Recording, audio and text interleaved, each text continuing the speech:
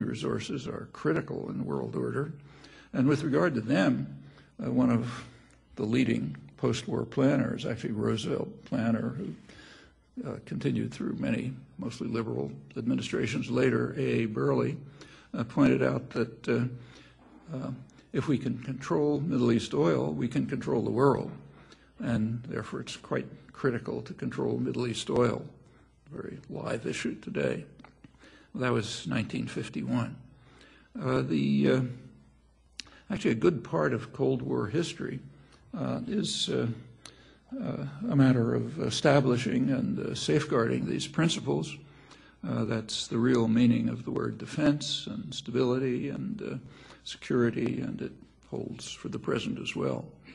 Well, again, it's quite revealing to look at the immediate reactions to the U.S. government reactions to the fall of the Berlin Wall.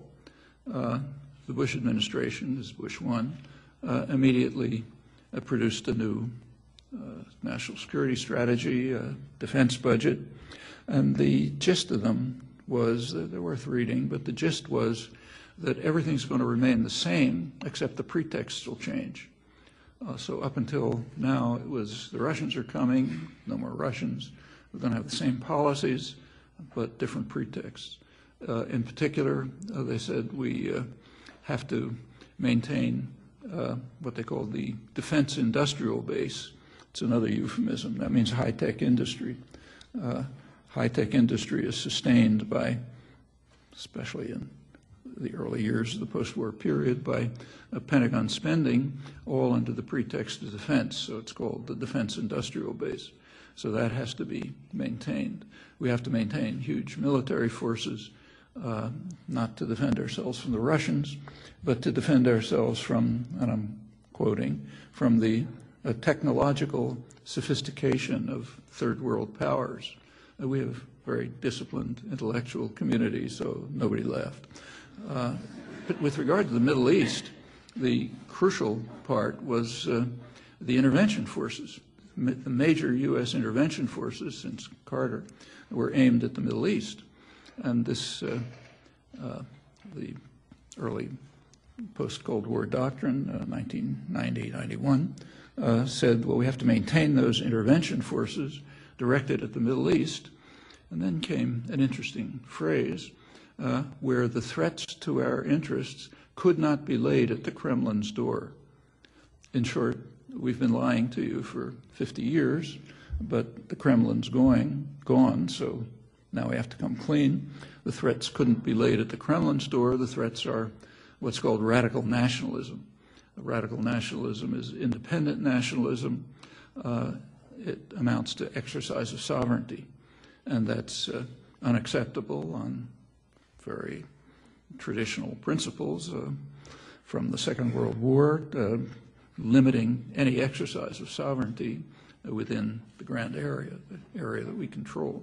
So we have to maintain the intervention forces, and if you look back at the history of intervention in the Middle East, that's exactly true. In fact, almost everywhere, the Russians or sometimes the Chinese were used as a pretext, but the reason almost always was just to crush any illegitimate exercise of sovereignty, and the phrase illegitimate is redundant. It means any exercise of sovereignty which is not within the framework that we tolerate or institute all over the world, including the Vietnam War and much else. Just keeping to the Middle East, two crucial countries were Iran and Iraq. Iran, as I'm sure you know, had a parliamentary regime which was overthrown by the United States and Britain in 1953 because they were trying to take control of their own energy resources. And that's an exercise of sovereignty, so illegitimate. Iraq was a British protectorate until 1958. There was a military coup in 1958, Abdul Karim Qasim coup, which overthrew the British client state. That caused real hysteria in the United States and Britain. Eisenhower sent military forces to Lebanon, apparently armed with nuclear weapons. The British sent him to Jordan. The United States and Britain both established doctrines. The doctrines were that, in the words of the British Foreign Secretary, that in the British Protectorate of Kuwait, which was a source of a lot of Britain's wealth, Britain would ruthlessly intervene if anything interfered with its control over Kuwait, didn't matter what it was, internal democratic uprising or anything. And the United States announced the same doctrine for Saudi Arabia. We're the big guy, so we take the big prize. They're the little guy, they take the little prize.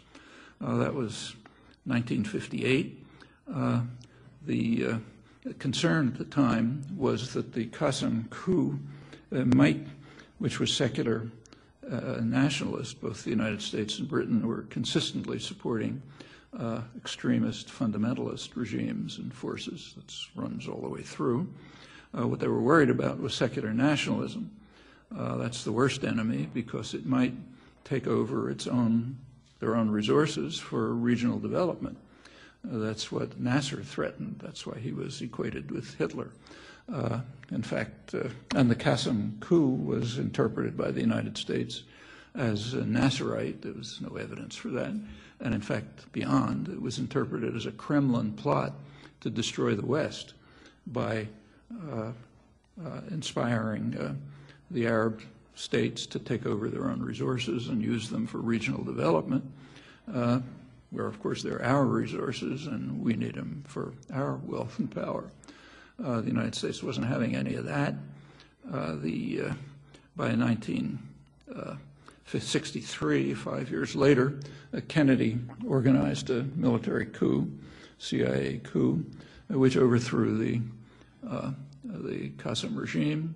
That was the first U.S. collaboration with Saddam Hussein, which was involved in it, and with the Ba'ath Party. The CIA gave the coup regime the names of a large number of leftists called communists. They were slaughtered. Also hundreds of professionals and political figures. That's standard operating procedure. Exactly the same thing was done in Indonesia 2 years later.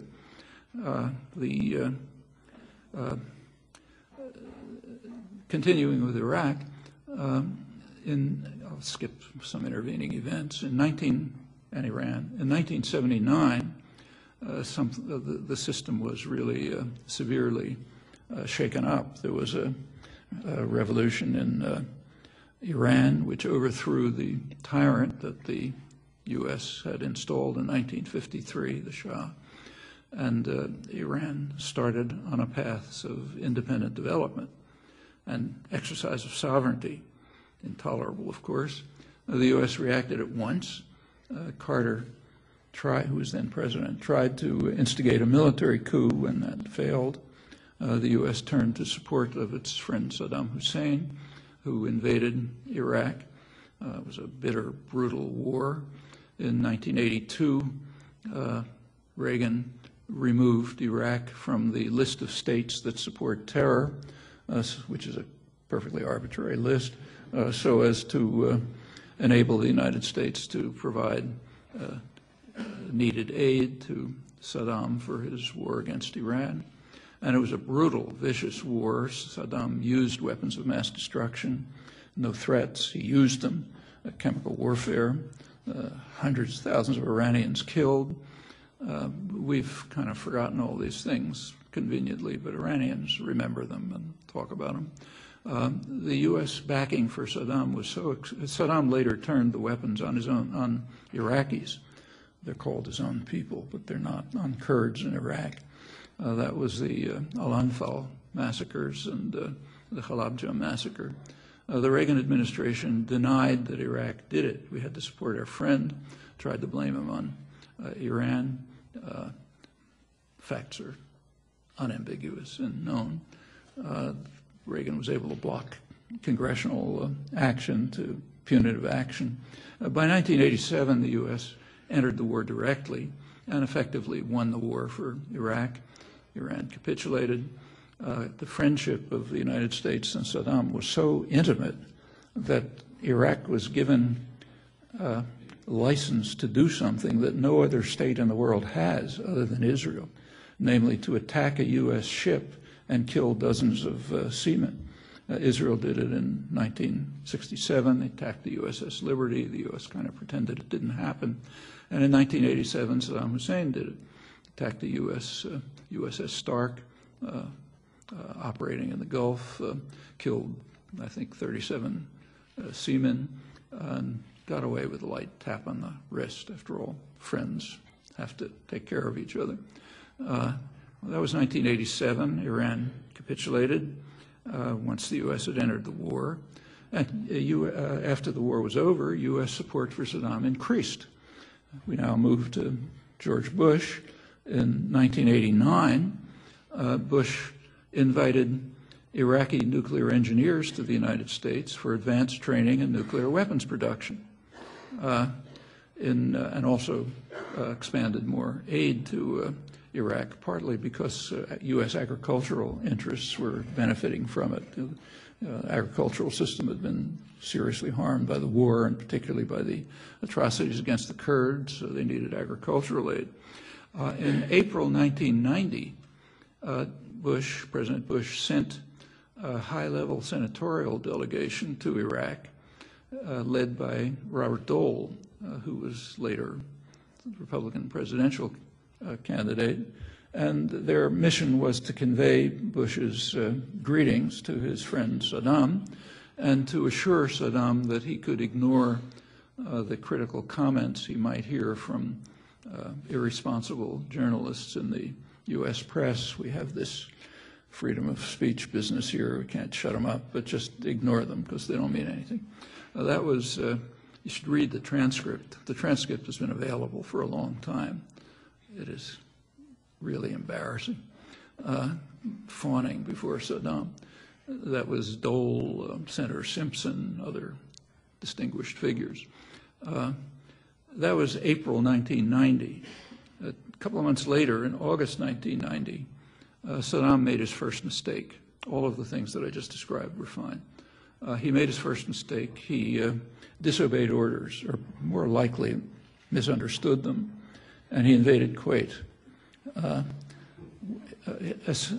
U.S. took that as an opportunity. Okay, we're going to show the world what happens if somebody disobeys orders.